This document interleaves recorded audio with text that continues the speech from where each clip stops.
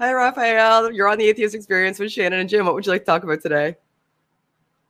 Hey, I'd like to talk about a very unique situation I find myself in.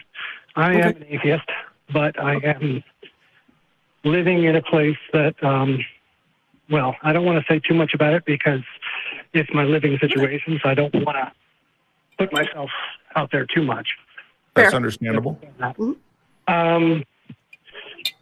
The place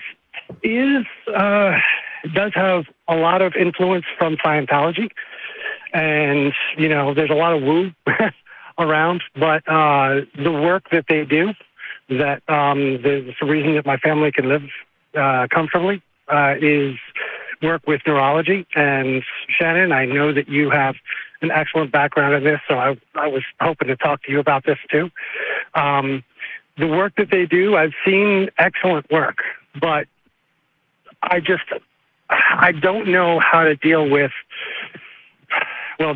them in the woo while dealing with the neurological work that they do. I guess if you want to ask me any questions, I'll be happy to elaborate. So my question would be, do you feel as though they're bringing religion into the work they do with patients in a detrimental way? Or is it an uncomfortable work environment for you? There is that element that of Scientology that is anti pharmaceutical and anti therapy in the psychotherapy realm, and there's also anti-vax, and especially in today's day and age, the anti-vax thing had me, a little more than concerned. Now I can tell you right now, my entire family is vaccinated. We went ahead and did that, but I almost felt like we had to do it on the sly because we would have gotten, we would have gotten a bit of retaliation or pushback on that. And so just dealing with that whole situation, dealing with that whole and they come from a stance of, well, we do good work. We do work that is saving, all these families, and it deals with brain injury and neurologically speaking, they are doing things that are helping the experience of kids, and I've seen it. I've seen the work that they do. So it's hard to turn to them and say, oh, it's all woo,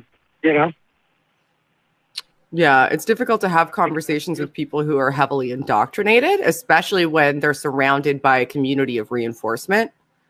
If they were doing anything that entered into their line of work that was a detriment, I would just say report them, especially when they're in the medical field. Just report them. Don't think about it. Just do it. You can do it anonymously. Report them to the board. The end.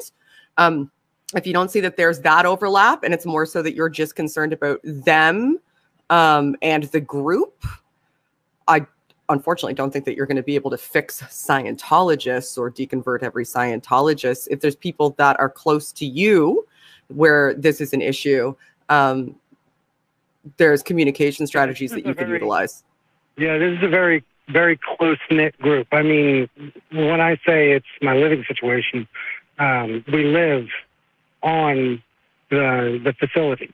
So we live within that. And so like if I do have pushback, in the wrong way, which I've seen. So you are an active member right now? My wife is, and with her position, we're given a house. And so we're given quite a bit.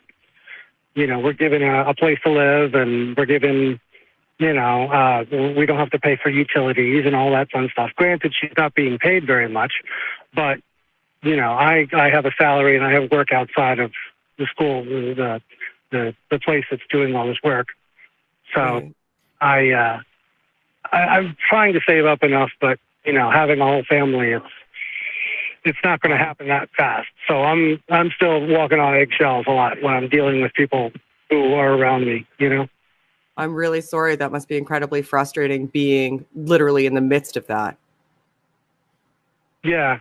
But I got to say, it is interesting having certain conversations. You know, it's you know, there are times when I see that I make sure that I'm not talking about it from an atheist perspective, but I am talking about it in terms of critical thinking and, you know, trying to look at things in terms of, I guess, you know, pragmaticism and try to take out the dogma. You know what I mean? I guess having those conversations with them has gotten me a little bit further here and there. You know, it has gotten me to the point where, like, okay, if I go to the pharmacy and fill a prescription, I'm not going to get grief for it. You know what I mean? But right, that's right there. Yeah, I think, you know, you're kind of in a bad situation because it sounds like your livelihood is tied to this, right? And so there's things you can do and things that you don't want to do. And that could prove to be somewhat touchy. But honestly, I think that, you know, if they're actively against using the proper medication, it sounds like they're in violation of some sort of standard, and that, as Shannon said, that should be things. They do things carefully. Like, for instance, they won't have somebody, you know, just cold turkey off of an anti-seizure med. They'll you know, go through the proper protocol of detoxing them, you know, or like. But if they're unwilling to prescribe the medication to begin with, that seems to me to be problematic. And to me, it's very curious that there's Scientologists, especially an abundance of them, who are neurologists, since they literally built a museum specifically to spread propaganda about the evils of psychiatry and psychology, and neurology and most brain science falls kind of under that umbrella tangentially. So them becoming neurologists. I see the cognitive dissonance every day. I mean, I totally, blows my mind. I'm saying that. Yeah. And so, I mean, how do I deal with that cognitive dissonance? How do I deal with, you know, and how do I not fall into some of the woo myself? I mean, there's times when, you know, they're talking about something with such authority, and it's hard to critically think sometimes about, you know, is this woo or is this real?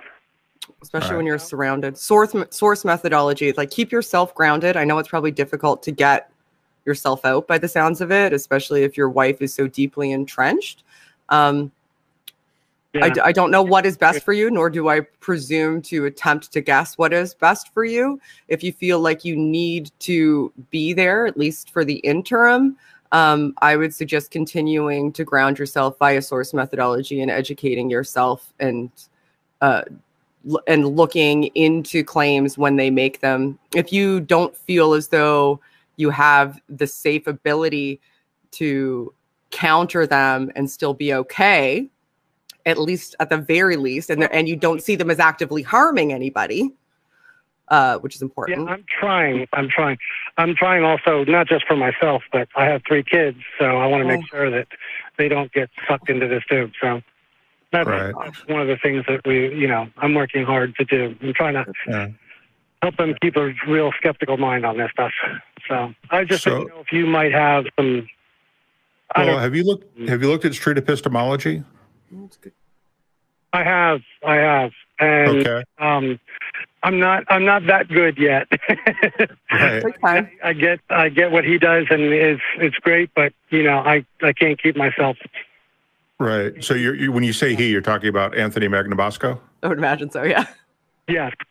Okay. Yeah. Also look at a YouTube channel called Let's Chat. I forget the gentleman's name, but he actually goes further afield into other topics with his street epistemology, and you may find that more helpful as well as a conversational skill. I have seen him talk about what movie is better, you know, which Star Wars movie is better, and things like that, using straight epistemology techniques. So you may find him a little bit that view may be more helpful, because he's not nearly as direct, and he's got a very different style than Anthony Magnabosco. So maybe look at that. Let's Chat.